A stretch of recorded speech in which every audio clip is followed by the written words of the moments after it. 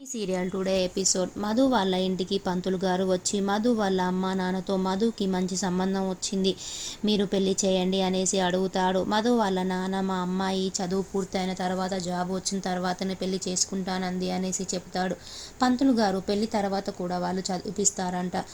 ఇది మంచి సంబంధం అండి, కాదనుకోవడం మంచిది కాదు అంటాడు. పంతులు గారు మధుకి పెళ్లి చేస్తేనే తన మీద ఉన్న నిందలకు అందరి నోళ్లు మూయించవచ్చు అంటాడు.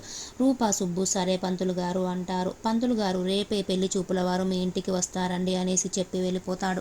మధు స్వప్న మాట్లాడుకుంటారు. స్వప్న మధుతో మ్యాడీ గురించి ఆలోచిస్తున్నావా మధు అంటుంది. అప్పుడు మధు నవ్వుతుంది. సుబ్బు రూప మధు దగ్గరికి వచ్చి స్వప్న నువ్వు ఇంటికి వెళ్ళమ్మా అనేసి అంటారు. మధుతో సుబ్బు రూప నీకు రేపు పెళ్లి చూపులమ్మా అనేసి అంటారు. మధు నాకు పెళ్లి చూపులేంటి నాన్న అంటుంది. నేను ఎంటెక్ పూర్తి చేసి జాబ్ చేసిన తర్వాతే నేను మిమ్మల్ని బాగా చూసుకోవాలి అన్నాను కదా, ఇప్పుడు సడన్గా పెళ్లి చూపులు అంటే ఎలా నాన్న అంటుంది. రూప నువ్వు పెళ్లి చేసుకున్న తర్వాత కూడా చదువుకొని జాబ్ చేయొచ్చమ్మ, వాళ్ళు ఒప్పుకున్నారు అనేసి అంటుంది. మధు నేను మా నాన్నని వెతికే ప్రయత్నంలో ఉన్నాను, పెళ్లి చేసుకుని అత్తారింటికి వెళ్ళిపోతే నేను నా నాన్నని వెతకలేను అనేసి అంటుంది. అప్పుడు మధు వాళ్ళ నాన్న పెళ్లి తర్వాత కూడా నువ్వు వెతుకొచ్చమ్మ, నేను వాళ్ళతో మాట్లాడతాను అంటాడు. రూప మధు నా మీద ఒట్టమ్మ, నువ్వు పెళ్లి చేసుకోకపోతే అంటుంది. మధు సరే అమ్మ, నీ మాట నేను ఎప్పుడైనా కాదన్నానా, పెళ్లి చేసుకుంటానమ్మా అంటుంది. మధు దేవుడా నాకు ఇష్టమైన అమ్మా నాన్నని దూరం చేశావు, ఇప్పుడేమో నాకు ఇష్టమైన మ్యాడీని కూడా దూరం చేస్తున్నావు అనేసి బాధపడుతూ ఉంటుంది.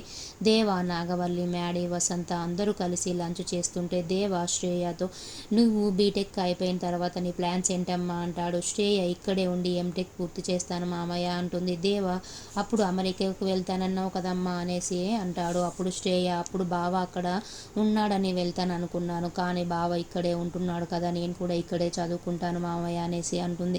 దేవ మ్యాడీతో ఇక నుండి బయట విషయాల గురించి ఆలోచించకుండా ఇంట్లో వాళ్ళ గురించి ఆలోచించు మ్యాడీ అనేసి అంటాడు. నిజానికి నేను తలుచుకుంటే ఆ రోజు నీ ఎంగేజ్మెంట్ జరిగిపోయేది, కానీ మీ మమ్మీని బాధ పెట్టడం ఇష్టం లేదు, నిన్ను బాధ పెట్టడం ఇష్టం లేదు. మీ మమ్మీ నీకు 90 days టైం ఇచ్చింది, ఆ 90 daysలో నువ్వు చిన్నిని వెతికే ప్రయత్నంలో ఉండు, చిన్ని దొరకకపోతే నేను శ్రేయానిచ్చి నీకు పెళ్లి చేస్తాను అనేసి అంటాడు. స్వప్న మ్యాడీకి ఫోన్ చేసి మధుకి ఈరోజు పెళ్లి చూపులు అని చెప్తుంది. మ్యాడీ కాలేజీలో ఇన్సిడెంట్స్ జరిగేసరికి మధు వాళ్ళ అమ్మ నాన్న తనకి తొందరగా పెళ్లి చేయాలి అనుకుంటున్నారేమో, ఆ పెళ్లి ఖచ్చితంగా ఆపాలి అనేసి మధు వాళ్ళ ఇంటికి వెళ్తాడు. రూప మధుని రెడీ చేస్తుంది. మ్యాడీ మధు వాళ్ళ ఇంటికి వచ్చి మధు వాళ్ళ అమ్మ నాన్నతో సడన్గా మధుకి పెళ్లి చూపులు ఏంటి, మీరు నిన్న జరిగిన ఇన్సిడెంట్స్ దాన్ని మనసులో పెట్టుకొని మీరు మధుకి తొందరగా పెళ్లి చేయాలనుకుంటున్నారా అంకుల్ అంటాడు. మధు వాళ్ళ నాన్న పెళ్లి వాళ్ళు బయలుదేరారు, వాళ్ళు వచ్చేసరికి నువ్వు ఉండడం మంచిది కాదు బాబు, నువ్వు వెళ్ళిపో అనేసి అంటాడు. మధును పిలవని నేను మాట్లాడతానని మ్యాడీ అంటాడు. అప్పుడు మధు బయటికి వచ్చి మ్యాడీ నా ఇష్టపూర్వకంగానే నేను పెళ్లి చేసుకుంటున్నాను, ఎవరి బలవంతం లేదు, దయచేసి మా అమ్మ నాన్న నువ్వేమనకు, నువ్వు వెళ్ళిపో మ్యాడీ అనేసి అని వెళ్ళిపోతుంది లోపలికి మధు. అప్పుడు మ్యాడీ అంకుల్ మీ కాళ్ళు పట్టుకుంటాను, మీరు మధు పెళ్ళి ఆపండి అనేసి అంటాడు. అప్పుడు మధు వాళ్ళ నాన్న నేనే మీ కాళ్ళు పట్టుకుంటాను బాబు, ఇప్పుడు పెళ్లి వాళ్ళు వచ్చే టైం అయింది, వాళ్ళు నిన్ను ఇక్కడ చూస్తే బాగుండదు, నువ్వే వెళ్ళిపో బాబు అనేసి అంటాడు.